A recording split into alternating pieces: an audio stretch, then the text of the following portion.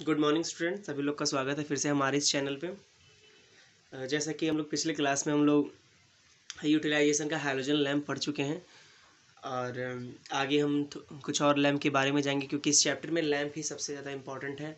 अगर लैम्प के बारे में हमारी डिटेल नहीं पता होगा या फिर लैम्प क्लियर नहीं होगा तो एग्ज़ाम में 2-3 लैम्प आ जाते हैं जिसके बारे में हमें लिखना होता है।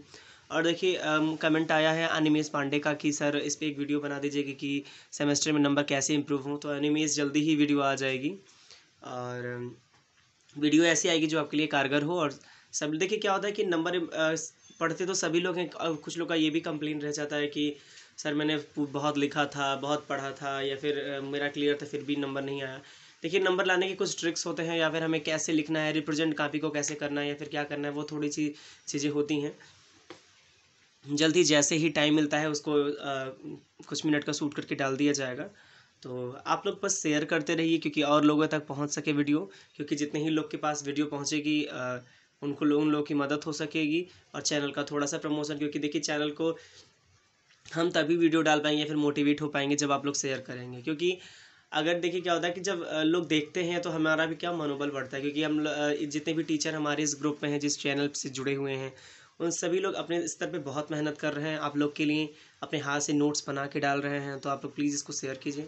और देखिए जो प्रिपरेशन की सारी क्लासेस, जैसे इकोनॉमिक्स की क्लास एक पढ़ी है, उसके बाद एक रीजनिंग की क्लास पढ़ी है, आज हिस्ट्री की क्लास पढ़ेगी, ज्योग्राफी की क्लास पढ़ेगी, तो आप लोग उस पूरी वीडियो को देखिए। आप लोग टेक्निकल जो है उनके पास तो शेयर करिए ही, जो नॉन टेक्निकल जैसे यूपीएसआई, जीडी और जितने भी लोग ऐसे प्रिपरेशन करें उनके पास भी शेयर कीजिए। क्योंकि देखिए आप शेयर करेंगे तभी चैनल पे जितने भी लोग हैं वो थोड़ा मोटिवेट होंगे और काम करते रहेंगे। तो चलिए आज देखते हैं, आज की क्लास स्टार्ट करते हैं कि हैलोजन लैम्प हम लोग देख चुके थे। हैलोजन लैम्प में कुछ बहुत ज़्यादा अलग नहीं था और लैम्प से, जैसे टंगस्टन लैम्प था या फिर जो टंगस्टन फिलामेंट वाले लैम्प होते हैं। इसमें क्या था कि इसमें हमें वेपराइजेशन को कम करने के लिए क्या किया गया था, उसमें हैलोजन गैस मिलाई गई थी।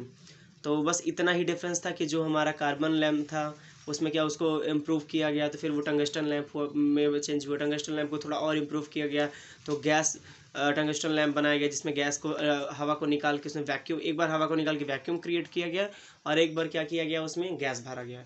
अब क्या हुआ, जब हमने उसमें गैस भरा तो जब गैस उसमें भरा तो क्या हुआ, उसकी वेपराइजेशन हो थोड़ा मतलब बहुत थोड़ी सी तो इम्प्रूव हुई, लेकिन उतनी नहीं इम्प्रूव हुई जितना हमें चाहिए था।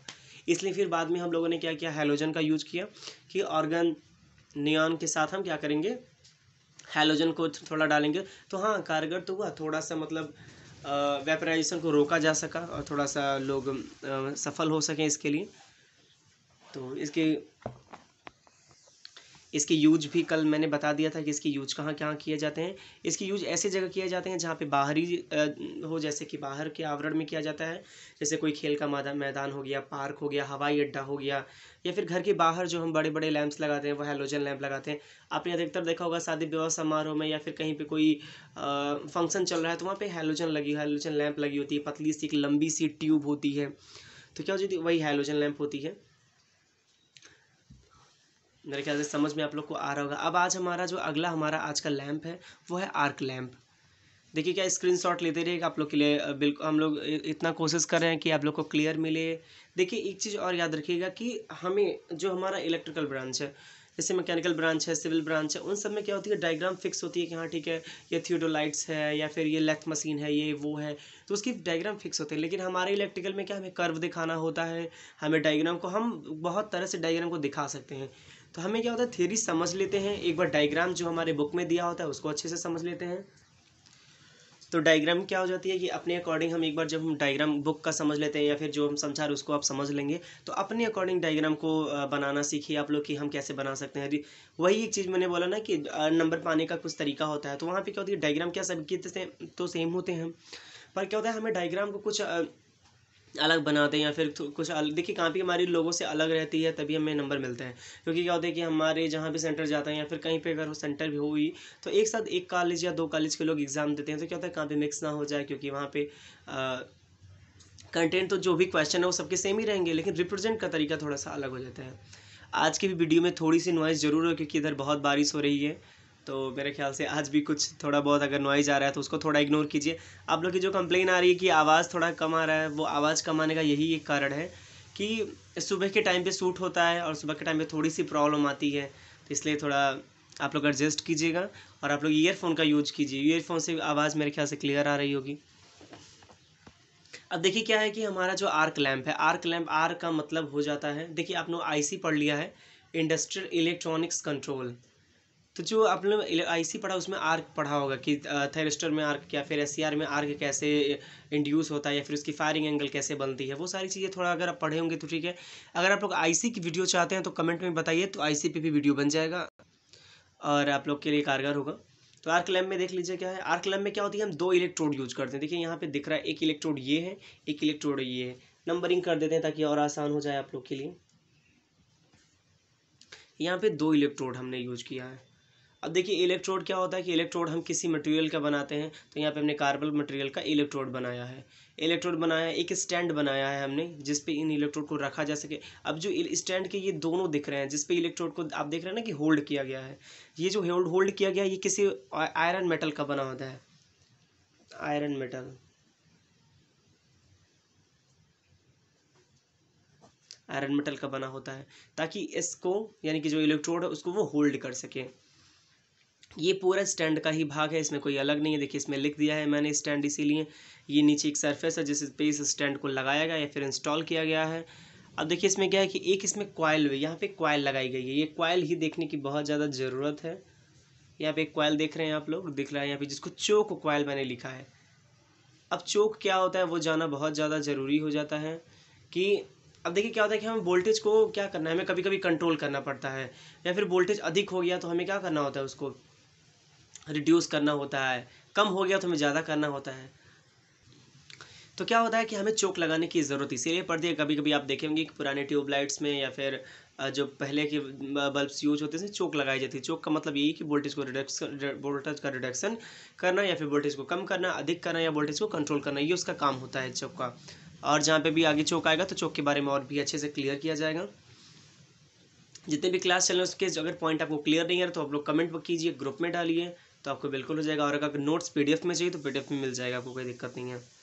तो देखिए इसमें चोक लगा है, चोक का मतलब आप लोग समझ गए हैं कि वोल्टेज क्या होगा। अगर हमें कहीं वोल्टेज अधिक मिल रहा है तो उसको कंट्रोल करना, कम मिल रहा है तो उसको अधिक करना, ये हो जाती है। फिटिंग का मतलब है कि इस दोनों इलेक्ट्रोड को हम फिट कैसे करते हैं, बस इसकी फिटिंग, पूरी प्रोसेस, पूरी डायग्राम आपको समझ, इतनी कठिन डायग्राम नहीं है। और देखिए एग्जाम में क्या होता है कभी कभी हमको पूरा डायग्राम याद नहीं रहता है, तो हमें ये देखना है कि हमारे जो क्वेश्चन है या फिर जो क्वेश्चन पूछा गया उसके जो हम डायग्राम एक बार बनाए हैं या फिर हमारे दिमाग में जो भी है तो उसके क्या क्या कॉन्टैक्ट थे या फिर क्या क्या मटेरियल थे, उसमें क्या क्या यूज किया गया था, वो हमारे दिमाग में अगर है। जैसे कि अब देखिए इसमें क्या है, इसमें कुछ ज़्यादा यूज नहीं किया गया, एक चोक कॉइल यूज किया गया है, एक कार्बन इलेक्ट्रोड यूज किया गया और एक आयरन मेटल यूज किया गया है। इसके अलावा कुछ इसमें यूज नहीं किया गया, इसमें केवल स्टैंड और फिटिंग यूज की गई है। तो यही चीज़ ध्यान देने वाली बात होती है इसमें कि हमारे दिमाग में ये याद रखने की ज़रूरत होती है कि जैसे कि हम आर्क लैंप हो गया, तो आर्क लैंप क्या मतलब, हम इलेक्ट्रोड को ऐसे सेट करेंगे जहाँ पे आर्क इंड्यूस हो सके। टंगस्टन लैंप हो गया, टंगस्टन लैंप का मतलब यानी कि उसमें जो हमारा फिलामेंट होगा यानी कि जो हम यूज कर रहे हैं उस मटेरियल वो हमारा क्या हो जाएगा, टंगस्टन का होगा। कार्बन का है तो कार्बन का होगा, गैस फील्ड है तो उसमें गैस रहेगा, वैक्यूम है तो हम हवा को निकाल के वैक्यूम क्रिएट करेंगे।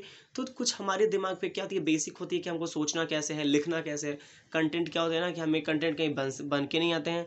अब बुक में उतनी भी कभी कभी एग्जाम में क्वेश्चन आ जाते हैं 5 मार्क्स के, अभी आ गया आर्क लैंप में 5 मार्क्स के लिखने के लिए, तो उतना तो हमारे दिमाग में कंटेंट नहीं है, लेकिन हमें क्या होता है उसके बारे में सोचेंगे, अच्छा ठीक है इसके ये प्रिंसिपल हो सकती हैं, ये एप्लीकेशन हो सकती है, डिसएडवांटेज इसकी क्या है या फिर एडवांटेज क्या है।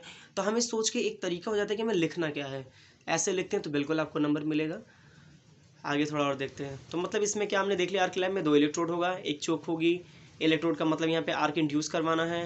फिटिंग का मतलब है इस पूरे इलेक्ट्रोड को स्टेबल करना या फिर एक जगह पे इंस्टॉल करना है। चोक का मतलब यहाँ पे वोल्टेज को कंट्रोल करना, वोल्टेज को बढ़ाना घटाना है, ये काम कर सकता है। और ये एक फाउंडेशन बनाई गई है जिसपे इस पूरे स्टैंड को इंस्टॉल किया गया है। अब देख लेते हैं क्या है इसकी आगे, क्या इसमें लिखना क्या है या फिर क्या इसकी इंपॉर्टेंस है। अब देखिए जब दो नुकीली कार्बन इलेक्ट्रोड को एक स्टैंड में लगाकर उसके बीच 60 वोल्ट से 80 वोल्ट डीसी सप्लाई दी जाती है। एग्जाम में या फिर हमें जेईई के एग्जाम में ये कई बार जेई के एग्जाम में ये कई बार क्वेश्चन डायरेक्टली पूछ लिया है कि आर्क लैंप में कौन सी सप्लाई दी जाती है। तो क्लियर आपके दिमाग में रख लीजिएगा कि आर्क लैंप में हम डीसी सप्लाई देते हैं। अगर पूछ लेता है कभी कभी एग्जाम में या फिर हमको लिखना पड़ रहा है कि कितने बोल्ट के बीच में होती है, तो 60 से 80 बोल्ट के बीच में हम क्या करते हैं, इसको डीसी सप्लाई देते हैं। और इसके स्टैंड में कसे या लगे रहने के मध्य आर्क इलेक्ट्रोड उत्पन्न हो जाता है। अब देखिए हमने जो यहाँ पे देख रहे हैं आप, यहाँ पे इलेक्ट्रोड लगा हुआ है इसको इलेक्ट्रोड को हमने ऐसे सेट किया है कि ये दोनों ये आपस में एक पास आके क्या हो, आर्क इंड्यूस कर सकें। अब जैसे ही इसको हम सप्लाई देते हैं डीसी सप्लाई, इसमें क्या होती है 80 से 60 वोल्ट तक अगर हम सप्लाई इसमें देते हैं तो क्या होती है, इसमें आर्क ये दोनों पास जब आते हैं तो क्या हो जाता है, इसका तापमान बढ़ता है जिसकी वजह से इसमें आर्क इंड्यूस होते हैं। जैसे ही आर्क इंड्यूस होता है इसमें एक प्रकाश दिखाई देता है, वो हमारे लैंप की तरह जलने लगता है। और क्या होती है जब हमें आर्क को बुझाना रहता है तो स्टूड हमारी जो स्टैंड है उसकी फिटिंग थोड़ी दूर करते हैं, तो ये क्या हो जाता है, ये दूर जाता है। जैसे ये दूर जाता है हमारा क्या हो जाता है, आर्क बुझ जाता है। पूरी प्रिंसिपल इसी की यही है आर्क लैंप की। देखिए जितने भी लैंप है उसकी तो प्रिंसिपल हीटिंग इफेक्ट है, लेकिन क्या है कि अगर हमको वर्किंग इसकी समझनी तो वर्किंग इसकी है। जैसे ही डीसी सप्लाई हम इस पर देते हैं, डीसी सप्लाई जो हमारी देते हैं 60 वोल्ट से 80 वोल्ट पे, तो हमारी क्या हो जाती है, उसके बीच में टेम्परेचर बढ़ता है और हमारा क्या हो जाता है, उसमें आर्क इंड्यूस होता है दोनों इलेक्ट्रोडों के बीच में। जैसे ही आर्क इंड्यूस होता है उसके बाद हमारा क्या हो, वो आर्क प्रकाश देता है। अब जैसे ही हमको उस आर्क को बुझाना रहता है तो हम इलेक्ट्रोड को एक दूसरे से, अगर आर्क को हमें बुझाना है तो इलेक्ट्रोड को एक दूसरे से दूर ले जाते हैं। तो मेरे ख्याल से आपको समझ में आया होगा। एक चीज़ और इसमें देखने की बात है, इसमें टेम्परेचर कितना कितना तक ये सह सकता है या फिर कितना ये, तो देख लीजिए ये टेम्परेचर अगर कहीं वहन कर सकता है या फिर ले सकता है, तो ये देखिए क्या है 3500 सेंटीग्रेड से 4000 सेंटीग्रेड। ये भी ये देखिए जो भी पॉइंट इंपॉर्टेंट है, जहाँ पे लग रहा है कि मुझे इंपॉर्टेंट, इसलिए वहाँ पे मैंने मार्क कर दिया है। अगर आप लोग स्क्रीनशॉट ले रहे हैं या फिर अगर आप लोग स्क्रीनशॉट ले रहे हैं या फिर मार्क कर रहे हैं तो ज़रूर उसको एक बार देखिएगा, क्योंकि मैंने जितने भी जिस भी टॉपिक से रिलेटेड जो भी इंपॉर्टेंट चीज़ है या फिर इंपॉर्टेंट लाइन्स है उसके नीचे मैंने अंडरलाइन किया है ताकि आपको कोई दिक्कत ना हो। और नोट्स भी आप बिल्कुल अपने कॉपी जो भी आप बना रहे हैं या फिर नोट्स बना रहे हो उसमें ऐसे ही बिल्कुल बनाया कीजिए कि जो पॉइंट हो, जैसे जहाँ पे कुछ न्यूमेरिक पॉइंट है या फिर कुछ इंपॉर्टेंट पॉइंट है उसके लिए अंडरलाइन कर लिया कीजिए। क्या होता है अंडरलाइन करने से, क्या जब भी हम नोट्स को ओपन करते हैं अपने, तो क्या हो जाता है डायरेक्टली हमारी नज़रें हैं सीधे उसी पे जाती हैं कि ठीक है कहाँ वो हमने अंडरलाइन किया या फिर क्या अंडरलाइन किया, तो वो क्या हो जाता है, वो पॉइंट्स क्लियर हो जाते हैं। क्योंकि और देखिए क्या है कि डायग्राम में जो भी हमको डायग्राम तो क्लियर है कि हाँ डायग्राम अच्छा यही होता है, फिर उसके पॉइंट्स हमें क्लियर है कि हाँ क्या क्या इसमें है, तो क्या हो जाता है कि जब हम डायरेक्टली वो चीज़ें देख लेते हैं तो हमारे दिमाग में फिक्स हो जाता है। तो मेरे ख्याल से आर्क लैंप आपको समझ में आ रहा होगा। सेम वही इसमें भी लिखा है कि अगर आर्क को बुझाना है तो हम क्या करते हैं, दूर ले जाते हैं। एप्लीकेशन इसकी क्या है, एप्लीकेशन हमारी इसकी है कि इसको हम सिनेमा घरों में यूज़ करते हैं, फिर स्पेक्ट्रोमीटर के लिए यूज़ करते हैं, लाइट हाउस के लिए, जैसे हम लाइट हाउस बनाते हैं तो लाइट हाउस के लिए यूज़ करते हैं, सबसे ज़्यादा सिनेमा घरों में यूज़ किया जाता है। तो एप्लीकेशन जरूर लिखें, एग्जाम में कोई भी क्वेश्चन पूछ रहा है तो उसकी एप्लीकेशन जरूर लिखें, क्योंकि एप्लीकेशन पूछे या ना पूछे आपको एप्लीकेशन लिखना होता है, क्योंकि जिससे एग्जामिनर को पता चलता है कि ठीक है आपको इसके बारे में पता है, क्योंकि आपको पता है तभी नहीं आपने एप्लीकेशन लिखा है। कभी कभी एग्जाम में क्या हो जाता है कि हमारे कंटेंट थोड़े से कम हो जाते हैं या फिर अगर थोड़ा सा गलत कहीं लिख दिया तो क्या होता है एप्लीकेशन उसको थोड़ा सा और सहारा देता है। एप्लीकेशन जरूर लिखें उन चीज़ों का। अब देखिए क्या है कि पूरा आर्क लैंप आपको समझ में आएगा। आर्क लैंप में क्या होती है, बेसिकली 2 इलेक्ट्रोड होती है। इलेक्ट्रोडों में क्या होता है, जैसे हम डीसी सप्लाई 80 से 60 वोल्ट तक देते हैं तो क्या होता है उसमें उन दो हमारे इलेक्ट्रोड आपस में सटते हैं या फिर नज़दीक आते हैं तो वहाँ पे आर्क इंड्यूस होता है। जैसे आर्क इंड्यूस होता है वह आर्क प्रकाश में बदल जाता है, यानी कि लाइट देता है। फिर जैसे ही वो लाइट हमें कंटिन्यू मिलती है या फिर जैसे हमें आर्क बुझाना है तो इलेक्ट्रोड को हम स्टैंड से थोड़ा सा और दूर करते हैं, जिसकी वजह से हमारा आर्क बुझ जाता है। उसका जो हमारा आर्क लैंप का वर्किंग प्रिंसिपल हीटिंग इफेक्ट पे है। इसकी जो कार्यकारी तापमान या फिर जो वो सहन अगर बिंदु बोल दिया जाए तो वह 3400 सेंटीग्रेड या 3200 सेंटीग्रेड बोल सकते हैं, उससे 4000 सेंटीग्रेड है। तो ये इतने पॉइंट्स इसके आर्क लैंप के थे। अगर आपको क्लियर हो गया तो अच्छी बात है, स्क्रीनशॉट ले लीजिएगा। PDF है तो PDF चाहिए तो भी बताइएगा।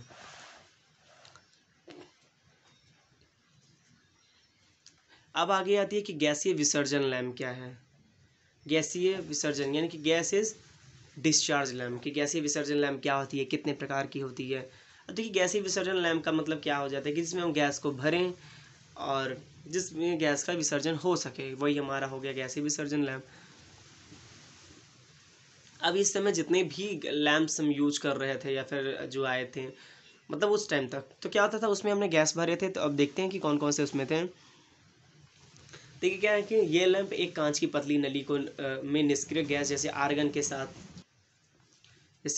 साथ नियान मरकरी तथा सोडियम वाष्प भर के फिलामेंट की सहायता से प्रकाश उत्पन्न करते हैं। तो क्या हो जाता है, गैस में क्या होता है, हमें गैस भरना होता है। गैस में हम आपको पता ही चल गया है कि कोई अक्रिय गैस होगा उसके साथ कोई और गैस मिक्स करके डाल सकते हैं या फिर सिर्फ वही डाल सकते हैं। तो वो चीज़ें इसमें है। अब देखिए ये दो प्रकार का होता है, देख लेते हैं इसमें कौन कौन सा है। इसमें क्या होता है, पहला प्रकाश रंग के और विसर्जन के अनुसार होता है। तो उसके अनुसार आप देख लेते हैं high pressure mercury vacuum lamp. कभी कभी एग्जाम में HPMVL आ जाता है कि क्या होता है, तो हम वो शॉर्टकट में ही हर जगह लिखता है। तो नाम पूरा याद रखिएगा, क्योंकि नाम याद रखेंगे तो आपको क्लियर रहेगा।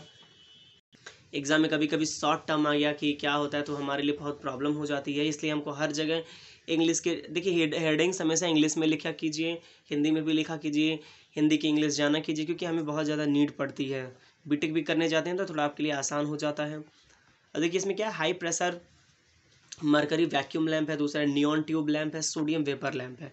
ये तीनों लैंप बहुत इंपॉर्टेंट है और तीनों में से कोई एग्जाम में एक आना फिक्स है। और सबसे ज़्यादा जो एग्जाम में पूछे जाने वाला क्वेश्चन है वो सोडियम वेपर लैंप क्या होता है, इसकी वर्किंग प्रिंसिपल बताइए, एप्लीकेशन बताइए। तो ये एग्जाम में बहुत ज़्यादा पूछा था, यानी कि इन तीनों में से कोई एक जरूर आएगा। तो यानी कि इन तीनों को पढ़ना हमारे लिए बहुत ज़्यादा ज़रूरी है कि तीनों क्या है, जिसमें से दो तो एकदम वेरी मतलब मोस्ट इंपॉर्टेंट है। पहला जो नियॉन है, फिर दूसरा सोडियम है।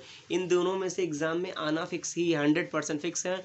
कोई कंपटीटिव एग्जाम देने जाते हैं तो उसमें सबसे ज़्यादा क्वेश्चन सोडियम वेपर लैंप से पूछा जाता है कि कितने मिनट में ये ऑपरेट होता है, इसमें कौन सी गैस भरी जाती है, पहला रंग कौन सा होता है, प्रारंभिक रंग इसका कौन सा होता है, अंतिम रंग कौन सा होता है, तो कार्यकारी तापमान क्या होता है। तो ये बहुत ज़्यादा क्वेश्चन सोडियम वेपर लैंप से ही पूछे थे।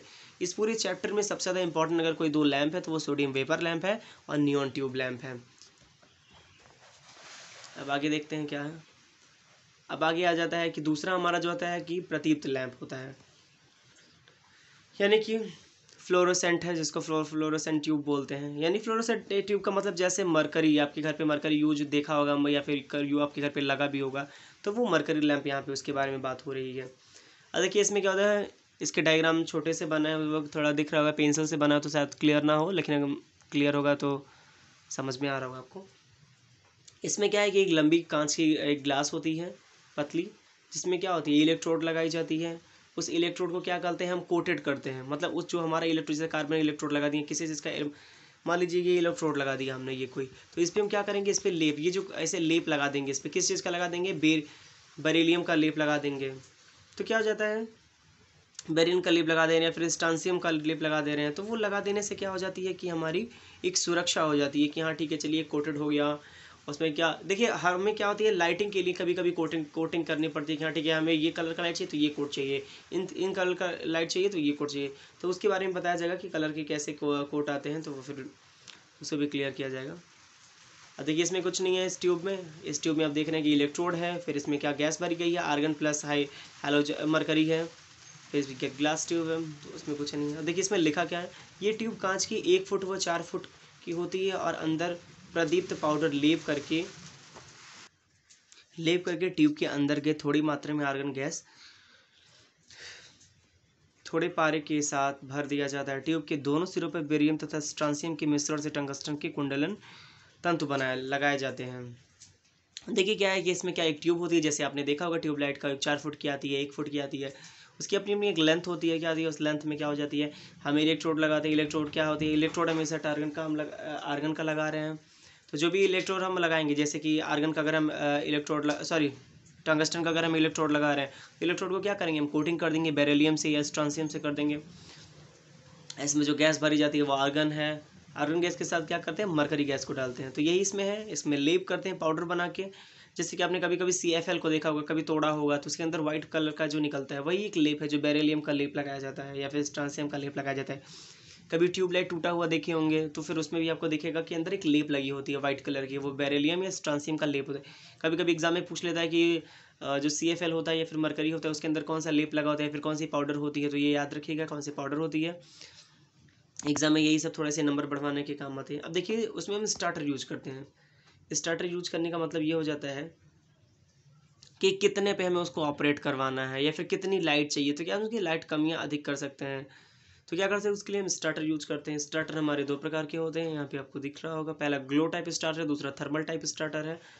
तो ज़्यादा इसके बारे में डिटेल नहीं पढ़ना है क्योंकि एग्ज़ाम में बहुत कम पूछे जाते हैं, बहुत ज़्यादा पूछे जाने वाले नहीं है ये चीज़ें, क्योंकि सेमेस्टर बेस पे, क्योंकि इस पर अगर थोड़ी सी जेई लेवल पे अगर हम लोग पढ़ते हैं तो वहाँ पे ज़रूर पूछ लिया जाता है कि ये क्या है। लेकिन देख लेते हैं ग्लो टाइप क्या होता है। हमारा जो ग्लो टाइप स्टार्टर है उसमें क्या हो जाता है कि हम एल्युमिनियम या प्लास्टिक की एक कास्टिंग होती है जो हमारी सीट की तरह दिखती है। उसके बाद क्या होता है, हमारा हेड होता है जो दिख रहा है आपको, इसमें हम क्या करते हैं, गैस डालते हैं। उसके बाद हमारा कंडेंसर होता है जो हमारे क्या करता है, रेडियो इंफ्रा, जो हमारे रेडियो इंटरफेरेंस को क्या करता है, कम करता है। उसके बाद हमारे पास कॉन्टेक्ट होते हैं, ये हमारे ग्लो टाइप के होते हैं। एग्जाम में आपके बुक में दिया हुआ है या फिर इसीलिए मैं दिखा रहा हूँ, स्क्रीनशॉट ले लीजिए। इस तरह से आप बना सकते हैं। अब देखिए क्या होता है, सिंपल लैम्प बनेगा। जैसे सिंपल लैम्प क्या, एक चोक लगा दिया, फिर उसके बाद क्या एक कैपेसिटर लगा दिया, फिर उसको एसी सप्लाई दे दिया, फिर उसके बाद क्या यहाँ पे अब दिख रहा है, यहाँ पे दो इलेक्ट्रोड लगे हुए हैं। इन इलेक्ट्रोड को क्या, इन इलेक्ट्रोड को हम एक ग्लो टाइप से जोड़ देंगे। जैसे ये ग्लो टाइप स्टार्टर, इस स्टार्टर से हम इसको जोड़ देंगे। स्टार्टर में कैपेसिटर लगाया गया है, बस सिंपल है। अगर आपको ग्लो टाइप आ रहा है तो इस तरह बना देंगे। अगर ग्लो टाइप में हम कैपेसिटर लगाते हैं, और अगर थर्मल टाइप आ गया हमारा तो इसमें क्या लगा देते हैं, रेजिस्टेंस लगाते हैं। तो यानी कि इसकी जगह पे हम जो इस तरह बना है, इसकी जगह पे हम ये इस तरह का सिंबल बनाते हैं। सिंपल, और कुछ नहीं करना है, दोनों में कोई डिफरेंस नहीं है। आप इस तरह ये फिगर का स्क्रीनशॉट ले सकते हैं, स्क्रीनशॉट ले लीजिए। अगर आपके ग्लो टाइप पूछ रहा है तो इस टाइप बना दीजिए, यहाँ पे कैपेसिटर लगाना है। थर्मल टाइप पूछ रहा है तो यहाँ पे क्या हो जाएगा, रेजिस्टेंस लगा देंगे।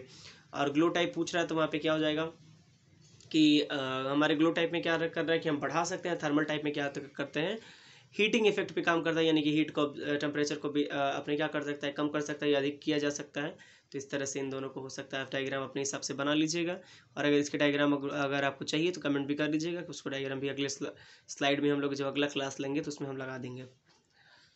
मेरे ख्याल से इतना समझ में आपको आया होगा। अब आते हैं कि पहला जो हमने पढ़ा था कि HPMVL लैम्प क्या होता है, यानी कि high pressure mercury vapour lamp. High pressure mercury vapour lamp जो हमारा होता है वो क्या होता है, वो कितने, देखिए क्या है कि जितने भी मरकरी लैम्प है यानी वाष्प लैम्प है, उसमें क्या है, यानी कि गैस भरा जा रहा है, उसका वेपराइजेशन हो रहा है, जिसकी वजह से कि वहाँ पे यानी कि टेम्परेचर हो रहा है, जिसकी वजह से वेपराइजेशन हो रहा है, हीट हो रहा है। तो वो प्रोसेस होती है, वही हमारे लैम्प हो जाती हैं। इसमें 3 प्रकार का होता है। इन तीनों में से कभी कभी एग्जाम में पूछ लेता है, नहीं भी पूछता है, क्योंकि बहुत इंपॉर्टेंट ये नहीं है। देखिए पहला ऐसे ये 3 प्रकार का होता है। पहला इसमें क्या है कि मरकरी वाष्प लैम्प सहायक इलेक्ट्रोड के साथ, इतना बड़ा इसका हिंदी है, लेकिन कभी इतने बड़े हिंदी के साथ क्वेश्चन नहीं आता है। एग्जाम में पूछता है यम्मे टाइप का क्या होता है, यम्मे टाइप का स्टार्टर, सॉरी यम्मे टाइप का लैम्प क्या होता है। तो यम्मे टाइप का मतलब समझ जाइएगा कि mercury vapour lamp with axillary electrode. तो एग्जाम में अधिकतर कभी कभी इसके शॉर्ट टर्म में ही आते हैं, तो याद रखिएगा क्या होते हैं। फिर दूसरा पूछ लेता है, दूसरा हमारा जो है वो MAT है, MAT टाइप। मतलब क्या, यम्मे तो वही है, मरकरी वेपर लैंप वही है, लेकिन इसमें टी का मतलब यहाँ पे क्या है, यहाँ पे टी का मतलब है हो जाएगा जैसे इलेक्ट्रोड फॉर फिलामेंट। कौन से फिलामेंट के लिए, टंगस्टन फिलामेंट के लिए। तो नाम पूरा यही है, यहाँ पे लास्ट में यहाँ पे फॉर करके क्या लिख देना है, टंगस्टन फिलामेंट लिख देना है। तीसरा का है यम्बी टाइप का, यानी कि यहाँ पे जैसे यम्मे टाइप का था, यहाँ पे यम्बी टाइप का था, तो यहाँ पे बी के जगह पे क्या हो जाएगा, बायोनेट हो जाएगा। बायोनेट कैप का यूज करते हैं। तो इन तीनों में से इन तीनों का थोड़ा इंपॉर्टेंस है, या फिर कभी कभी पूछता है, कभी कभी नहीं पूछता है। यहाँ पे एक यम्मी टाइप का मैंने लैम्प दिखाया है डायग्राम में, क्योंकि हाथ से नहीं बना पाया था, तो उसको अगर आप लोग बना लीजिएगा। मैं डायग्राम इसलिए दिखा दे रहा हूँ।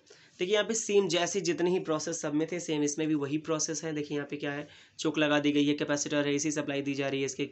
यहाँ पे आपको पता ही है कि हम उसको किसी होल्डर में लगाते हैं तो क्या करते हैं, यहाँ पे सप्लाई देते हैं, तो क्या भाई यहीं पे हमको सप्लाई देना है, ये कैप हो जाता है। फिर इसके अंदर क्या, अब इसके अंदर का मटेरियल जो है वो आपको दिख रहा होगा, ऊपर का ग्लास का बॉडी है, एक्सिलरी इलेक्ट्रोड है, यानी कि जो यहाँ पे दिख रहा है, यहाँ पे छोटा सा दिख रहा होगा, ब्लैक कलर से दिया गया है, वो हमारा एक्सिलरी इलेक्ट्रोड है। यहाँ पे रेजिस्टेंस लगाई गई है, हाई रेजिस्टेंस जो है। फिर यहाँ पे main electrode of specially contact wire के साथ है यहाँ पे। तो ये चीज़ इस टाइप का डायग्राम बना सकते हैं, कोई टफ नहीं है, आपको समझ में बिल्कुल आ रहा होगा। क्योंकि देखिए सभी लैंप एक जैसे, थोड़ा सा डायग्राम में हर जगह डिफरेंस है कि कहाँ क्या पे यूज करना है। अब अगला जो हमें लैंप पढ़ना है, जो सबसे ज़्यादा इंपॉर्टेंट इस चैप्टर का है, वो है सोडियम वेपर लैंप, यानी कि सोडियम वाष्प लैंप। देखिए थोड़ा सा डायग्राम बहुत बड़ा बन गया था, जिसकी वजह से ये पूरा पेज कवर नहीं कर रहा है। आप देख सकते हैं ये पूरा पेज कवर नहीं कर रहा है, तो कोई बात नहीं, पूरा पेज अगर नहीं कवर कर रहा है तो इसके मेन पार्ट्स ये हैं यहाँ पे। और जो ये लास्ट में आपको दिख रहा है, यहाँ पे देख लीजिए, आपको दिख रहा होगा ये लास्ट में ट्यूब है। तो देखिए ये पूरा क्या होता है, इस तरह का एक ट्यूब बना होता है। देखिए यहाँ पे क्या दिख रहा है, दिख रहा है आपको सोडियम और नियॉन। यहाँ पे जो ये आपको दिख रहा है, यहाँ पे डॉट डॉट मैंने दिखाया हुआ है, यहाँ पे गैस भरी हुई है जो क्या है, सोडियम और नियॉन का गैस इसमें है। इसको यू टाइप का बनाया गया है, यहाँ पे मैंने टाइप लिख दिया कौन सा टाइप का है। फिर उसके बाद देख लीजिए ये जो ऊपर की बॉडी है, ये दोहरा मतलब बोल सकते हैं जिसको डबल फ्रेम्ड किया गया है, ये हमारा आउटर ट्यूब है, दिख रहा होगा आपको। उसके बाद हमारा ये इलेक्ट्रोड है जिसके साथ क्या होती है, कुंडली लगी होती है। देखिए क्या होगा, इसको हम क्या है, auto transformer as a starter use करते हैं जो हमारा, इसको हम क्या करते हैं, ऑटो ट्रांसफार्मर से जोड़ देते हैं। यहाँ पे चोक लगाया गया है, फिर यहाँ पे सप्लाई देते हैं, एक कैपेसिटर लगाई गई है। देखिए यहाँ पे पावर फैक्टर के लिए, जैसे कि पावर फैक्टर कम हुआ अधिक हुआ उसके लिए कैपेसिटर लगाई गई है। तो आपको दिख रहा होगा मेरे ख्याल से, आप लोग को नहीं दिख रहा है तो इसके पीडीएफ जब मिलेंगे तो उसको आप लोग अच्छे से जाएगा तो वहाँ पे आप देख लीजिएगा। वैसे कोई दिख रहा होगा आपको पूरा कुछ, क्योंकि बहुत बड़ा डायग्राम मैंने बना दिया। इसके बाद मैं छोटा डायग्राम बनाऊंगा ताकि इसमें पूरा कवर हो सके। तो उसको एक बार आप लोग स्क्रीनशॉट ले लीजिएगा, वैसे पीडीएफ मिलेगा तो आपको पता चल जाएगा।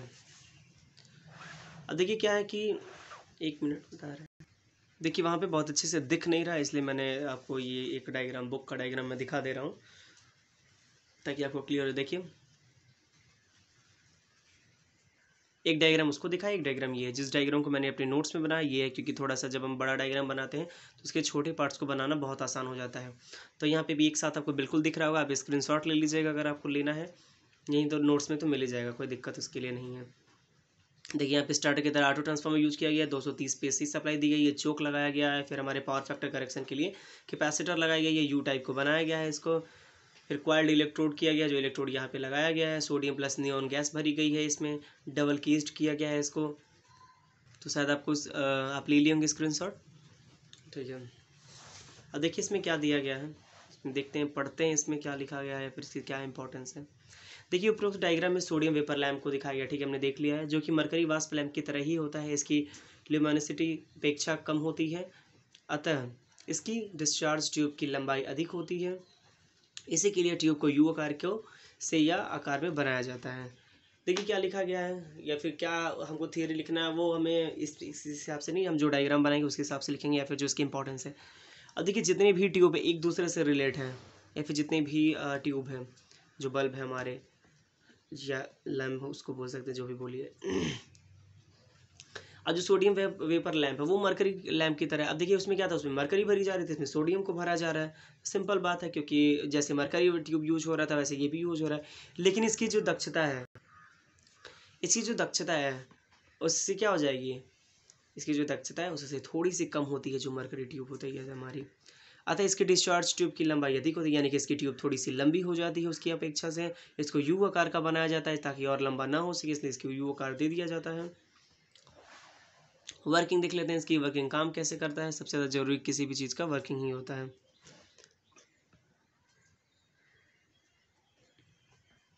देखिए इसमें लिखा है वर्किंग में क्या है, सर्वप्रथम जब सोडियम सर्वप्रथम ये फिर सबसे पहले जब हम स्विच को ऑन करते हैं तब क्या होता है, लैम्प लो प्रेशर नियॉन की तरह कार्य करता है। यानी कि जब हम इसको, अभी नियॉन आपने नहीं पढ़ा है तो थोड़ा सा इसमें कन्फ्यूजन होगा, लेकिन आप समझिएगा यहाँ पे, इसी में थोड़ा सा नियॉन भी क्लियर हो जाएगा। देखिए क्या होता है, जैसे हम स्विच ऑन करते हैं, हमारा जो सोडियम वेपर लैम्प है उसको हम चलाने के लिए जैसे ही स्विच को ऑन करते हैं तो वो हमारी नियॉन लैम्प की तरह काम करते हैं। और नियॉन लैम्प क्या होता है, नियॉन लैम्प हमारे गुलाबी रंग देती है। तो क्या हो जाता है, जैसे ही हम ऑन करते हैं तो लो प्रेशर नियॉन की तरह कार्य करता है और वो गुलाबी रंग देता है। अधिकतर एग्जाम में पूछ लेता है, जेई के क्वेश्चन में तो मतलब यूपीसीएल में तो कई बार ये क्वेश्चन पूछा है कि जो हमारा सोडियम वेपर लैंप होता है उसकी प्रारंभिक रंग क्या होती है, या फिर स्टार्ट में जब हम उसको स्विच ऑन करते हैं तो उसका कलर क्या होता है। तो बहुत बार गलत, क्योंकि सबको पता है कि वो पीला रंग देता है, लेकिन ऐसा नहीं है, स्टार्ट में वो गुलाबी रंग देता है। ये बिल्कुल याद रखिएगा आप लोग, क्योंकि एग्जाम में बहुत, एग्जाम से भी दृष्टि से बहुत ज़्यादा ज़रूरी है। और अगर कम्पिटेटिव एग्जाम की तैयारी कर रहे हैं तो उसके लिए तो बिल्कुल ज़रूरी ही है। तो गुलाबी रंग देता है, तापमान बढ़ने के साथ ही सोडियम का वाष्पीकरण हो जाता है और येलो रंग दिखाई देता है। यानी कि जैसे ही जो सोडियम हमारा होता है वो वेपराइज होता है, वैसे ही क्या हो जाती है, हमारे कलर, जो हमारा ट्यूब है या फिर जो हमारा लैंप, उसका कलर बदल के पीला हो जाता है। अब देखिए ये पीला हो जाता है, ये हमेशा पूछता है कि पहले क्या रंग होता है सोडियम वेपर लैंप का, बाद में क्या हो जाता है। तो पहले गुलाबी रंग होता है, फिर बाद में हमारा उसका क्या हो जाता है, पीला रंग हो जाता है। अब ये रंग बदलना या फिर जो हमारा कितने मिनट में हमारा पूरा पीला हो जाता है, तो ये बार बार एग्जाम में पूछा गया है। जेई के एग्जाम में, जैसे यूपीपीसीएल हो गया, यूपीआरबीएनएल हो गया, तो क्या हो जाएगा, 2 से 5 मिनट लगता है एग्जाम में, हमेशा बिल्कुल याद रखिएगा इसको। 2 से 5 मिनट लगता है रंग बदलने में, यानी कि जब स्विच ऑन करते हैं तो गुलाबी रंग होता है, और 2 से 5 मिनट लेता है, जिसकी वजह जिसके अंदर वो क्या होता है, पीला रंग हो जाता है, फिर पीले रंग में बदल जाता है। अब देखिए एक चीज़ और इसमें आगे इंपॉर्टेंट है, इसको स्टार्ट में 350 वोल्ट से 1470 वोल्ट तक की एसी सप्लाई देते हैं, यानी कि हम 350 वोल्ट मिनिमम दे सकते हैं और मैक्सिमम 1470 वोल्ट दे सकते हैं। इसको एसी सप्लाई इसमें देना है। एसी सप्लाई, अब देखिए इसमें और आर्क लैम्प में थोड़ी सी डिफरेंस, आर्क लैम्प में डीसी सप्लाई देते हैं, इसमें हम एसी सप्लाई देते हैं।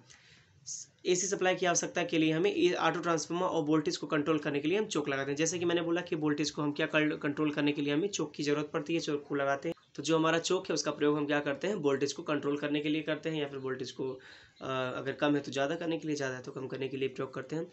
पावर फैक्टर को इम्प्रूव करने के लिए हम क्या कैपेसिटर का यूज़ करते हैं, जैसा कि आप पहले से भी पढ़ चुके हैं, मशीन सेकंड में आप पढ़ चुके हैं, कैपेसिटर से पावर फैक्टर इम्प्रूव कर सकते हैं। तो मेरे ख्याल से समझ में आ रहा होगा कि इसकी पूरी वर्किंग क्या है, कि जैसे स्विच को ऑन करते हैं तो हमारे ये नियॉन लैंप की तरह काम करता है। नियॉन लैंप का प्रारंभिक रंग गुलाबी होता है, जिसके कारण सोडियम का हमारा प्रारंभिक रंग गुलाबी हो जाता है। जैसे ही तापमान बढ़ता है, सोडियम का वेपराइजेशन या फिर निवाष्पीकरण होता है, उसके साथ वो क्या हो जाता है, 2 से 5 मिनट के बाद वो उसका रंग पीला हो जाता है। याद रखिएगा 2 से 5 मिनट लगता है। स्टार्ट में इसको 350 वोल्ट मिनिमम दे सकते हैं और मैक्सिमम 1470 वोल्ट दे सकते हैं। इसी सप्लाई इस पे देना है, और इस सप्लाई को पूरा करने के लिए हम ऑटो ट्रांसफार्मर लगाते हैं। वोल्टेज को कंट्रोल करने के लिए हम चोक का इस्तेमाल करते हैं, और पावर फैक्टर को इम्प्रूव करने के लिए हम कैपेसिटर लगा रहे हैं। ये बातें बिल्कुल याद रखिएगा, और स्क्रीनशॉट आप लोग ले रहे हैं तो ठीक है, नहीं तो नोट्स तो ग्रुप में जाएगा ही। आप लोग को अगर चाहिए तो कमेंट जरूर कीजिएगा। अब एग्ज़ाम में बहुत बार पूछ लेता है ये कि जो हमारा ये सोडियम वेपर लैंप है, इसकी दक्षता कितनी होती है, या फिर इसकी एवरेज जो हमारी होती है, कितने टाइम के लिए इसको हम यूज़ कर सकते हैं। तो दक्षता बिल्कुल याद रखिएगा, इसकी दक्षता होती है 50 ल्यूमेन पर वाट होती है। एग्जाम में बहुत बार पूछा है, आपको बिल्कुल याद रखने की जरूरत है। आप सेमेस्टर का एग्जाम देने जा रहे हैं, तैयारी कर रहे हैं, तो हर जगह के लिए आपके लिए बहुत ज़्यादा जरूरी है। अब क्या हो जाती है, इसकी जो औसत आयु होती है वो 3000 हावर होती है, यानी कि 3000 घंटे की इसकी, अगर बोले तो 3000 घंटे की इसकी क्या हो जाती है, आयु हो जाती है। लैंप को 60 वाट से 150 वाट में, 250 वाट में, 500 वाट में की दक्षता में बनाया जाता है, यानी कि अलग अलग दक्षता में हम इसको लैंप को बना सकते हैं। 60 वाट का बना सकते हैं, 150 वाट का बना सकते हैं, 250 वाट का बना सकते हैं, 500 वाट का बना सकते हैं। जैसी हमें ज़रूरत होती है, जैसे हमें नीड होती है, उसी हिसाब से हम इसको यूज करते हैं। अब देखिए जैसे मैंने बोला कि एप्लीकेशन बहुत ज़्यादा जरूरत है, इसके एप्लीकेशन को देख लेते हैं। इसका सबसे ज़्यादा यूज हम स्ट्रीट लाइट की तरह ही करते हैं। जैसे कि आप सड़कों के किनारे देखे होंगे कि लैंप लगा होता है, इसका यूज सबसे ज़्यादा वहीं पे किया जाता है। जैसे कंपनी में हमें जाना है, या फिर कंपनी के अंदर लाइटिंग करनी है, या फिर कॉलेज के अंदर चारों तरफ लाइटिंग करनी है, सड़क पे लाइटिंग करनी है, तो अधिकतर सोडियम वेपर लैंप का ही यूज किया जाता है। अब एक इंपॉर्टेंट बात है जो हमको एग्जाम में लिखना है, और हमारे जेईई एग्जाम में जो क्वेश्चन बदल सकता है या फिर आ सकता है, कि आजकल हम ऑटो ट्रांसफार्मर के स्थान पे क्या यूज करते हैं। एग्जाम में कभी कोई क्वेश्चन पूछ लेता है कि ऑटो ट्रांसफार्मर के स्थान पे हम क्या यूज करते हैं, तो ऑटो ट्रांसफार्मर के स्थान पे हम इग्नाइटर का यूज करते हैं। जो हमारा इग्नाइटर होता है, अब इग्नाइटर कभी कभी पूछ रहे हैं इग्नाइटर क्या होता है, तो इग्नाइटर आपका एक इलेक्ट्रॉनिक्स डिवाइस होता है, जबकि ऑटो ट्रांसफार्मर आपका क्या है, वो इलेक्ट्रिकल है, इलेक्ट्रिकल स्टार्टर है, जबकि आपने पढ़ा होगा मशीन सेकंड में। और अगर आप लोग मशीन सेकंड की क्लास चाहते हैं या फिर मशीन पढ़ना चाहते हैं, तो आप कमेंट कीजिए, बिल्कुल मशीन की क्लास चलेगी। देखिए क्या है कि आप पे ही डिपेंड करता है, अगर आप जितना ही शेयर करेंगे, इसको आगे बढ़ाएंगे, जितने लोग इसको पसंद करेंगे, हम मोटिवेट होंगे और सारी क्लास लाने में हम लोग समर्थ होंगे। तो अगर आपको मशीन की क्लास चाहिए या फिर और EIM की क्लास, जो भी जिस भी चीज़ की क्लास चाहिए, आप लोग कमेंट कीजिए, तो बिल्कुल क्लास मिलेगी आपको। तो इग्नाइटर समझ में, इग्नाइटर क्या है, आपकी इलेक्ट्रॉनिक्स डिवाइस है। हाँ, एग्जाम में आपके लिए थोड़ा सा और कंटेंट मिल गया कि जो हम ऑटो ट्रांसफार्मर यूज़ करते थे वो इलेक्ट्रिकल डिवाइस है, यानी कि हम इलेक्ट्रिकल में उसकी मशीन को क्या, मशीन के लिए स्टार्टर यूज़ करते थे, अब यहाँ पे स्टार्टर ऑटो ट्रांसफार्मर यूज़ कर रहे हैं। तो उसी तरह हमारा इग्नाइटर एक इलेक्ट्रॉनिक्स डिवाइस होता है, जो क्या कर रहा है, कैथोड तापन के लिए हाई वोल्टेज 3000 वोल्ट प्राप्त करता है, यानी कि क्या, कैथोड रोड तापन के लिए हमें क्या करता है, वो 3000 वोल्ट देता है। इस लैंप की आयु जो हो जाती है, इस लैंप की आयु कितनी, यानी कि अगर इग्नाइटर यूज कर रहे हैं तो उस लैंप की आयु कितनी हो जाएगी, 5000 घंटे हो जाएगी। तो याद रखिएगा, अगर हम ऑटो ट्रांसफार्मर यूज कर रहे हैं तो वहाँ पे 3000 घंटे है, और अगर इग्नाइटर यूज कर रहे हैं तो यहाँ पे 5000 घंटे है। ये क्वेश्चन एग्जाम में पूछ सकता है, और नहीं भी पूछ रहा है तो आपकी अपनी बेसिक साइंस के लिए बहुत ज़्यादा जरूरी है। तो मेरे ख्याल से समझ में आया होगा। तो अब अगला देखते हैं। अब अगला देखते हैं नियॉन ट्यूब। नियॉन ट्यूब अभी जस्ट इसमें सोडियम लैंप पे ही एक बात हुई है इसकी। नियॉन ट्यूब की एक बात हुई है कि नियॉन ट्यूब में क्या करते हैं, नियॉन ट्यूब की स्टार्टिंग जो हमारी होती है, इसको 350 वोल्ट दे सकते हैं, और इसकी जो स्टार्टिंग रंग होती है वो गुलाबी रंग होती है। तो नियॉन लैंप अधिकतर एग्जाम में पूछ लेता है कि नियॉन रंग का सॉरी नियॉन लैंप का कलर क्या होता है या फिर रंग क्या होती है, तो वो गुलाबी होती है। जबकि हमारा जो सोडियम वेपर लैंप है वो स्टार्ट में नियॉन लैंप की तरह ही काम करता है, यानी कि गुलाबी रंग ही देता है। इसके डायग्राम मैंने अपने अकॉर्डिंग बनाया, अगर आपकी बुक में जो होगा उसको एक बार देख लीजिएगा, नहीं तो जैसे ही पीडीएफ पड़ेगा पीडीएफ में नियॉन ट्यूब के और सारे अगर आपको चाहिए तो डायग्राम डाल दिए जाएंगे, ताकि जो भी आपको समझ में आए आप एग्जाम में बना सकते हैं। अब नियॉन ट्यूब में क्या है कि देख लेते हैं, सेम जैसे ही जितने भी ट्यूब बनाते हैं ये सेम वैसे ही, जैसे यहाँ पे देखिए एक क्या है, एक ग्लास का पार्ट है या फिर ग्लास का जो भी बोले कि आवरण है, इंक्लोजर है, उसके क्या दोनों तरफ इलेक्ट्रोड लगाई गई है, बीच में गैस को भरा गया जिसमें नियॉन, अब नियॉन ट्यूब है तो नियॉन गैस ही भरी जाएगी। इसमें स्टार्टर लगाई गई है, ये पहला इलेक्ट्रोड है, ये दूसरा इलेक्ट्रोड है, हमारा चोक यहाँ पे लगाया गया है, फिर एसी सप्लाई दी गई है। चोक का क्या काम आपको पता चल गया कि वोल्टेज को कम कर सकता है, या कंट्रोल कर सकता है, या अधिक कर सकता है। एसी सप्लाई हम 230 वोल्ट ही देते हैं, वह भी आपको पता होगा कि 230 वोल्ट ही हम एसी सप्लाई देते हैं, या 220 देते हैं। दोनों इलेक्ट्रोड है हमारे पास, इलेक्ट्रोड हम टंगस्टन का अगर यूज करें तो उस पर क्या करते हैं, बेरिलियम का या फिर उसमें स्ट्रांसियम का क्या लेप लगा देते हैं। तो डायग्राम आपको दिख रहा होगा, सिंपल इसका भी है वही। देख लेते हैं इसमें क्या लिख सकते हैं या फिर क्या लिखा हुआ है। देखिए मैंने जो भी कंटेंट लिखा हुआ है वो सेमेस्टर एग्ज़ाम को और थोड़ा सा प्रिपरेशन एग्ज़ाम को हम इसमें मर्ज करके पढ़ रहे हैं, ताकि मुझे देखिए क्या होता है कि जो हमारा एग्ज़ाम होता है ऑब्जेक्टिव एग्जाम, उसमें क्या थियरी से ही क्वेश्चन बनते हैं, कहीं बाहर से क्वेश्चन तो बनते नहीं है, थियरी से ही क्वेश्चन बनते हैं। तो क्या होता है कि हमें अगर थियरी क्लियर है तो हम ऑब्जेक्टिव क्वेश्चन आसानी से कर सकते हैं। तो आप लोग नोट्स बनाते रहिएगा, नोट्स अगर बनाएंगे तो इतना ज़्यादा फिर से नोट्स नहीं बनाना पड़ेगा। अगर बाद में जैसे ही जे की क्लासेस स्टार्ट होती हैं या फिर जे की क्लासेस शुरू हो रही हैं, तो उसमें क्या ऑब्जेक्टिव पे ध्यान देंगे या फिर वो पॉइंट पे ध्यान देंगे जिस पे क्वेश्चन आते हैं बनते हैं, तो वो ध्यान देंगे। तो अब इतना बड़ा फिर से लिखना पड़े या फिर इतने कंटेंट फिर से दोहराने पड़े तो आपको भी दिक्कत होगा। तो इसलिए क्या कीजिए, आप लोग नोट्स बिल्कुल बनाते रहिए, क्योंकि आपका अपना नोट्स क्या होता है, हमेशा जो हम नोट्स लिखते हैं हमारे पास रहता है वो हमें बहुत हेल्प करता है हर जगह। जैसे कोई भी एग्जाम देने जा रहे हैं उसके 2 दिन पहले एक बार देख लिया तो हमें बहुत हेल्प मिलती है। इसलिए नोट्स बनाना बिल्कुल मत भूलिएगा। थोड़ी सी मेहनत आती है लेकिन आपको बिल्कुल आसानी होती है। वीडियो आप लोग पूरा देखिए, क्योंकि पूरा अगर बीच में कहीं आप वीडियो छोड़ रहे हैं आगे चले जा रहे हैं तो बिल्कुल समझ में नहीं, क्योंकि टेक्निकल ऐसा है कि कहीं पे भी एक पॉइंट छूटा तो अगला हमें बिल्कुल समझ में नहीं आएगा। ऐसा नहीं है कि ये मैथ है कि हाँ ठीक है ये क्वेश्चन है तो अगला कर लेते हैं, ऐसा नहीं है।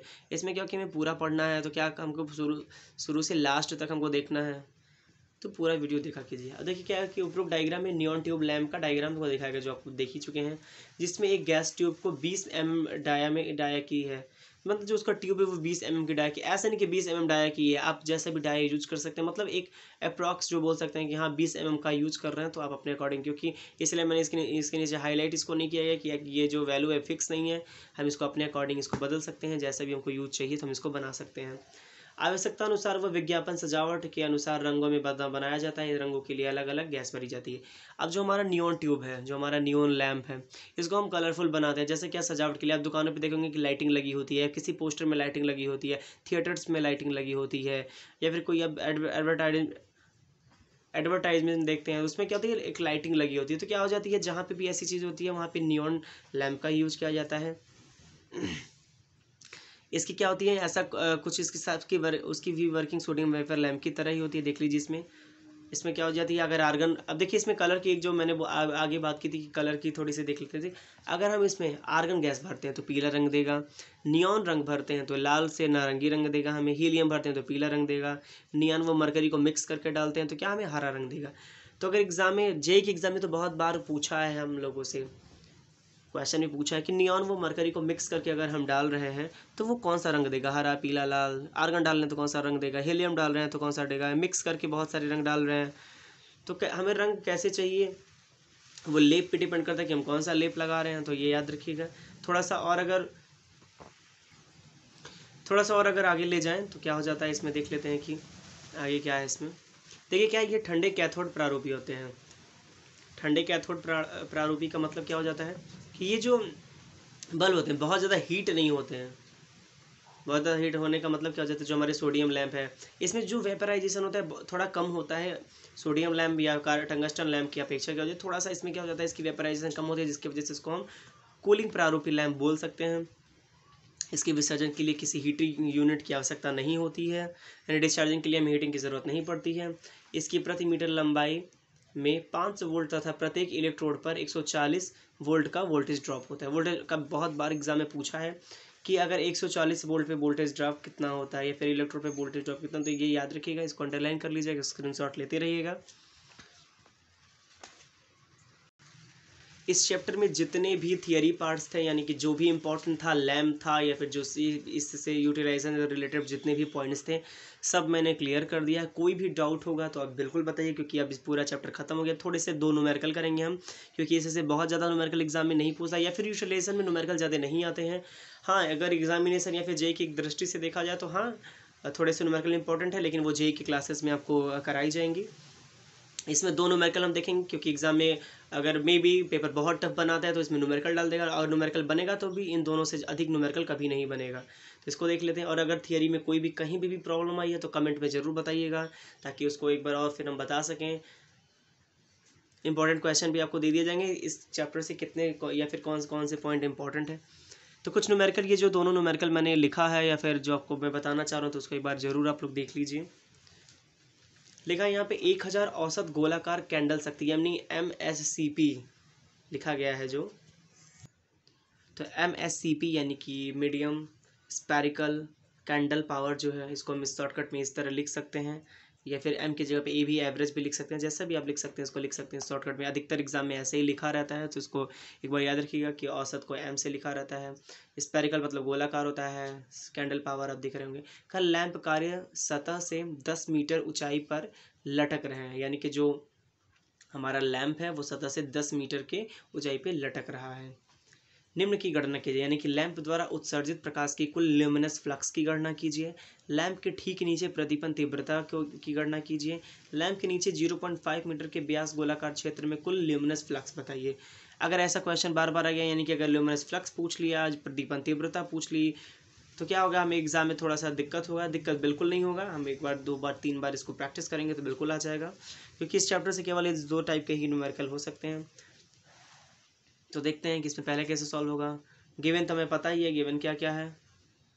अब देखिए इसमें क्या हो जाए, लैम्प से उत्सर्जित कुल ल्यूमिनस फ्लक्स। अब पहले हम क्या करेंगे, ल्यूमिनस फ्लक्स निकालेंगे, तो इसका क्या हो जाएगा, फार्मूला हम यहाँ पे यूज करेंगे 4 पाई इंटू MSCP। इसको आप लोग एक बार फार्मूले को याद कर लीजिएगा, या फिर आप कहीं पर नोट कर लीजिएगा कि 2 बार 3 बार इस पर सॉल्व करेंगे क्वेश्चन, तो आपको आसानी हो जाएगी या फिर समझ में आपको आएगा। तो ये फार्मूला लगाएंगे, 4 का 4, पाई का वैल्यू आपको पता है 22/7 होता है, या फिर उसको दशमलव में चेंज कीजिए, जो भी आप कर सकते हैं गुड़े। अब MSCP का वैल्यू यहाँ पे आपको दिख रहा होगा, कि यहाँ पे आपको दिख रहा है MSCP की वैल्यू, यानी औसत गोलाकार कैंडल पावर इतना 1000 दिया हुआ है, तो 1000 से क्या करेंगे, हम इसको गुणा करवा देंगे। जैसे ही गुणा करवाएंगे तो 12,566.57 ल्यूमेन आएगा। सबसे ज़्यादा मैंने बोला है कि ये यूनिट बहुत ध्यान रखना, तो ल्यूमिनस फ्लक्स ल्यूमेन में लिखेंगे तो ल्यूमेन इसकी आ जाएगी, यूनिट आ जाएगी। कैसियो एग्ज़ाम में ज़रूर लेके जाइए, क्योंकि कैसियो बहुत हेल्प करता है हमें वहाँ पे कैलकुलेशन के लिए बहुत दिक्कत होती है कभी कभी, तो कैलकुलेशन को थोड़ा सा आसान करने के लिए हम ज़रूर इसको ले जाइए आप लोग। अब देखिए पहला तो हो गया कि ठीक है, हमने ऐसा फार्मूला यूज किया, ये हमारा आ गया। लैंप के ठीक नीचे 0.5 मीटर व्यास के गोलाकार क्षेत्र में कुल लैंप। अब क्या है कि अब जो हमारा 0.5 के नीचे क्या करेंगे, हमने लैंप लगा दिया है। अब वो एग्जाम में क्या कर सकता है, बदल सकता है कि 0.5 कर सकता है, 5 मीटर का व्यास बना सकता है, कुछ भी कर सकता है, तो वहाँ पे बिल्कुल परेशान होने की जरूरत नहीं है। अब यहाँ लैंप के ठीक नीचे प्रदीपन तीव्रता, जो हमारा लैंप हमने लगाया है उसके ठीक नीचे जो हमारा प्रदीपन तीव्रता है, जो हमारा ल्यूमेन इंटेंसिटी होता है, तो क्या हो जाता है, ई हमने पिछले ही आपने जब इसको मैंने पढ़ाया था उसमें फार्मूला मैंने बोला था, याद कर लीजिएगा, फार्मूला बहुत ज़्यादा इंपॉर्टेंट होता है। तो इसका फार्मूला क्या हो जाता है, ई इज इक्वल टू होता है I/H²। तो जो हमारा आई यानी कि जो ल्यूमेन फ्लक्स है, ल्यूमेन फ्लक्स में जो हमारा कैंडल पावर है, वहाँ उसको हम आई से दिखाते हैं, जिसकी वैल्यू MSCP में दिया गया है। MSCP में का वैल्यू हम निकाल चुके हैं। MSCP का वैल्यू हमारा देख सकते हैं, आपको दिख रहा होगा। एमएससीपी का जो आपका हमारा वैल्यू है वो 1000 है, अपान 10 का स्क्वायर हो जाएगा, क्योंकि हमें जो ऊंचाई दी गई है या फिर उसकी वैल्यू जो हमारे मीटर में दी गई है, यहाँ पे आप देख सकते हैं, यहाँ पे दिया गया है कि यहाँ पे 10 मीटर की ऊंचाई पर लटक रहा है। तो हम यहाँ पे हाइट लिख देंगे, एच बराबर हाइट होता है, वो अभी आपको पता है। तो यहाँ पे 10 का स्क्वायर कर देंगे, तो ई बराबर मेरा, जब इसको आप पूरा सॉल्व करेंगे तो ई बराबर आ जाएगा आपका 10 लक्स आ जाएगा। यानी कि जो हमारा प्रदीपन तीव्रता उसकी वैल्यू, उसकी जो यूनिट होती है वो लक्स में भी होती है। तो याद रखिएगा कि हमारा लक्स में आ गया 10 लक्स, जब सॉल्व करेंगे तो 10 लक्स आ जाएगा। अब आगे जो हमें एक पॉइंट और सॉल्व करना था कि लैंप के नीचे 0.5 मीटर व्यास के गोलाकार क्षेत्र में कुल ल्यूमिनस फ्लक्स, अब 0.5 गोलाकार में है, उसमें कुल ल्यूमिनस फ्लक्स कितनी होगी, कैसे काउंट करेंगे। तो जो हमारी प्रदीपन तीव्रता है यानी कि ल्यूमिनस इंटेंसिटी है, उसमें क्या करेंगे, एरिया का मल्टीप्लाई करेंगे, जिसकी वजह से आ जाएगा, क्योंकि हमें एरिया इसमें जिस अकॉर्डिंग दिया गया उस अकॉर्डिंग हम सॉल्व करेंगे। तो क्या हो जाएगा, हम इसमें क्या करेंगे, जो हमारा निकला है ल्यूमिनस इंटेंसिटी कितना 10 लक्स है, तो 10 गुणे पाई गुणे 0.25, ये 0.25 का मतलब यहाँ पे जो डी का डी हमने दिया है, इसमें दिया गया 0.5 का, इसका जब वर्ग करेंगे तो हमारा 0.25 आएगा, और अपान में हमारा 4 आएगा, क्योंकि नीचे 2 है तो अपान में 4 आएगा। इसको जब पूरा सॉल्व करेंगे तो 1.96 ल्यूमेन आएगा। तो यानी कि फार्मूला बहुत ज़्यादा इंपॉर्टेंट फार्मूला, एक बार आप याद कर लीजिएगा। जो न्यूमेरिकल इसको एक बार मैंने सॉल्व कर स्क्रीनशॉट जरूर ले लीजिएगा आप लोग। ये क्वेश्चन था, एक बार क्वेश्चन का स्क्रीनशॉट ले लीजिएगा आप लोग। ये नीचे आप पूरा इसके सॉल्विंग का स्क्रीनशॉट ले लीजिए। केवल फार्मूला बेस, अगर फार्मूला आपको तैयार है, अगर आपको फार्मूला तैयार है तो क्वेश्चन बिल्कुल सॉल्व करने में कोई दिक्कत नहीं होगी। तो आप लोग इस पे 2-3 न्यूमेरिकल और कर लीजिएगा। अगर इस पे और न्यूमेरिकल चाहिए तो बिल्कुल कमेंट कीजिए, और न्यूमेरिकल सॉल्व करवा दी जाएगी। वैसे इस चैप्टर में इससे ज़्यादा न्यूमेरिकल की ज़रूरत है नहीं। इससे ज़्यादा न्यूमेरिकल जैसे ही जेईई क्लास स्टार्ट होंगी तो और अच्छे से डिटेल में इसके न्यूमेरिकल करवाए जाएंगे, ताकि एग्जाम की दृष्टि से कि ऑब्जेक्टिव टाइम में क्वेश्चन कैसे बन सकते हैं या फिर इस चैप्टर से कैसे न्यूमेरिकल आ सकते हैं, वो हम उसमें देख लेंगे। अब दूसरा एक न्यूमेरिकल और लास्ट देख लेते हैं। दूसरा जो हमारा न्यूमेरिकल, एक लैंप कार्यस्थल से 6 मीटर की लंबाई पर लटक रहा है। क्वेश्चन हमेशा एक जैसे ही आते हैं, बस थोड़ा सा हमें क्या होता है कि दिमाग में जब हम ज़्यादा क्वेश्चन कर, जैसे मैथ का क्या होता है, अगर कोई हमने जो हमारा अवकलन है या फिर जो भी हम चैप्टर कर लेते हैं उसके बारे में जितने बार हम क्या कर लेते हैं, रिवीजन कर लेते हैं या फिर क्वेश्चन सॉल्व करते हैं, तो हमारे लिए बहुत आसान हो जाए। उसी तरह इसमें भी न्यूमेरिकल जितनी बार इसको सॉल्व करेंगे उतनी बार आपको आएगा। तो देखिए, एक लैंप कार्यस्थल से 6 मीटर की लंबाई पर लटक रहा है। ये लैंप 250 वोल्ट पर 0.8 एम्पियर की धारा लेता है तथा 3260 ल्यूमेन का प्रकाश उत्सर्जित करता है। अब क्या क्या ज्ञात करना है, लैंप की औसत गोलाकार कैंडल शक्ति यानी कि एमएससीपी निकालना है, लैंप की औसत अर्ध गोलाकार कैंडल शक्ति यानी कि एमएचएससीपी निकालना है, और लैंप की दक्षता निकालनी है। यानी कि एमएससीपी निकालना है और एक क्या निकालना है, एमएचएससीपी निकालना है, और एक लैंप की दक्षता निकालनी है। शॉर्टकट में हमेशा आता है एग्जाम में, तो शॉर्टकट में बिल्कुल ध्यान रखिएगा कि इसकी जो छोटे टर्म है उसको याद रखने का। अब देखते हैं एमएससीपी कैसे निकाल सकते हैं। अब देखिए, औसत गोलाकार कैंडल पावर यानी कि एमएससीपी के लिए हम फार्मूला लगाएंगे कुल उत्सर्जित ल्यूमेन अपान 4 पाई, क्योंकि आपको पता है कि जो ल्यूमिनस फ्लक्स होती है उसको हमने क्या पिछले बार जब निकाला था तो 4 पाई इंटू एमएससीपी किया था। तो यहाँ पे एमएससीपी निकालने के लिए क्या कर देंगे हम, ल्यूमिनस फ्लक्स हो जाएगा अपान 4 पाई हो जाएगा। केवल इस फार्मूले को इधर उधर आपको करना है। देखिए, ये फार्मूला जो हमने यहाँ पे लिखा है, इस फार्मूले को इधर उधर कर देंगे तो आपको ये फार्मूला बन जाएगा। उतना आप लोग मैथमेटिक्स सॉल्व करें, क्योंकि इंजीनियरिंग करें तो आपको पता होगा। तो यहाँ पे क्या करेंगे, अब हमारा यहाँ पे ल्यूमिनस फ्लक्स या फिर जो हमारा दिया गया है वो हमारा 3260 दिया गया है। तो यहाँ पे 3260 अपन 4 पाई करेंगे तो आपका ये आएगा। अब जो एमएससीपी कैंडल पावर का जो हमारा यूनिट होता है वो ल्यूमेन होता है, तो इसकी वैल्यू जो हमारी है वो ल्यूमेन में आएगी। अब जब पूरा हमने निकाला है तो वहाँ पे 4 पाई किए थे बटे में, अब यहाँ पे हमें अर्ध गोलाकार के लिए निकालना है तो 2 पाई कर देंगे, कुछ नहीं करना है। अब यहाँ पे नीचे केवल 2 पाई लिख देंगे, 2 पाई लिख के फिर हम सॉल्व करेंगे तो मेरा जो आंसर आएगा वो 518.6 ल्यूमेन आएगा। 518.6 ल्यूमेन आएगा। ऐसे आप सॉल्व कर सकते हैं, केवल फार्मूले का है, फार्मूले पे ही अच्छे से कर सकते हैं। अब देखिए, लैंप की दक्षता कभी पूछ लेता है, दे देगा वैल्यू, और लैंप की दक्षता पूछ लेगा तो लैंप की दक्षता का फार्मूला होता है आपका कुल ल्यूमेन बटे वाट। कुल ल्यूमेन कितना है हमारा, कुल ल्यूमेन हमारा है 3260 अपान वाट का हमारा फार्मूला होता है V इंटू आई होता है। जो वोल्टेज हमारा 250 है, करंट इसमें जो बह रही है हमारी 0.8 की बह रही है। तो इसको जब सॉल्व करेंगे तो हमारा आंसर, अब लैंप की दक्षता जो आती है ल्यूमेन पर वाट में आती है, तो आप देख सकते हैं हमारा जो आंसर ये आ जाएगा। मेरे ख्याल से दोनों न्यूमेरिकल आपको समझ में आएगा। इसको भी स्क्रीनशॉट ले लीजिएगा।